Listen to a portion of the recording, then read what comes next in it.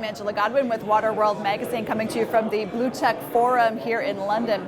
Joining me today is my guest, Michael Pawlyn. He is with Exploration Architecture. Michael, thank you for joining me today. I appreciate it. Pleasure.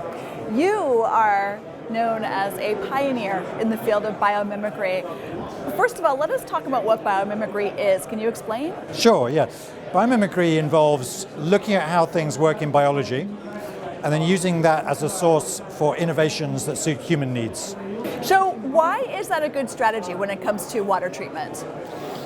It's a good strategy for a whole range of functional challenges, actually, simply because biology has evolved over 3.8 billion years.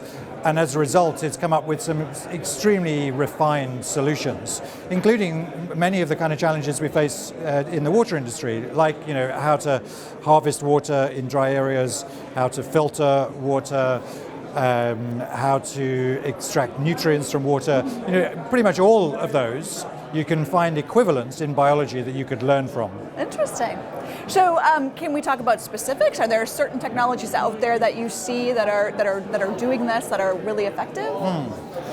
Well, I've been looking a lot at circular economy models, how to develop, say, factories and industries and even cities that allow all those resources and nutrients to be stewarded within closed loop cycles, because that's ultimately where we have to get to. We know that.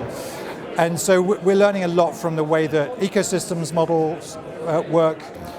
In mature ecosystems, you've got a lot of kind of interconnected and interdependent species, and there's no such thing as waste. All the underutilized resources become useful for something else in that system. And we've applied that to projects such as a zero waste textiles factory. And as I'm sure you know, the textile industry uses huge quantities of water.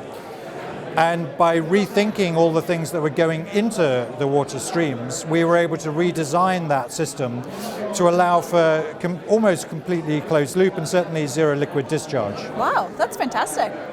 So what do you think we need to do to get to a place where we're not generating waste? I mean, what are some barriers, and how do we get past that? Well, it seems that there are still some quite big economic barriers. So we were just talking on the tables recently about how it's perfectly possible to recover all the nutrients from wastewater. It's just about cost, really. It's not technically problematic.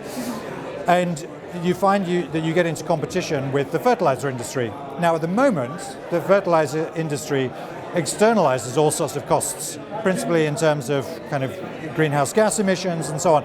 Now, if the fertilizer industry were forced to internalize all of those externalities, then immediately I think we would see more of these biologically inspired solutions much more viable, and the take-up would accelerate. Interesting. So what's next for you in your work? What are you focusing on right now? Well, we're still working quite a lot in very desert areas. So we're working on the Sahara Forest Project and some other ideas for projects that can extract water from the air in desert areas. So that's great fun at the moment. Excellent. That's fascinating stuff. We wish you all the best of luck with that going forward, and thank you so much for joining us today. We Pleasure. appreciate Thank it. you. For Water World Magazine, I'm Angela Godwin.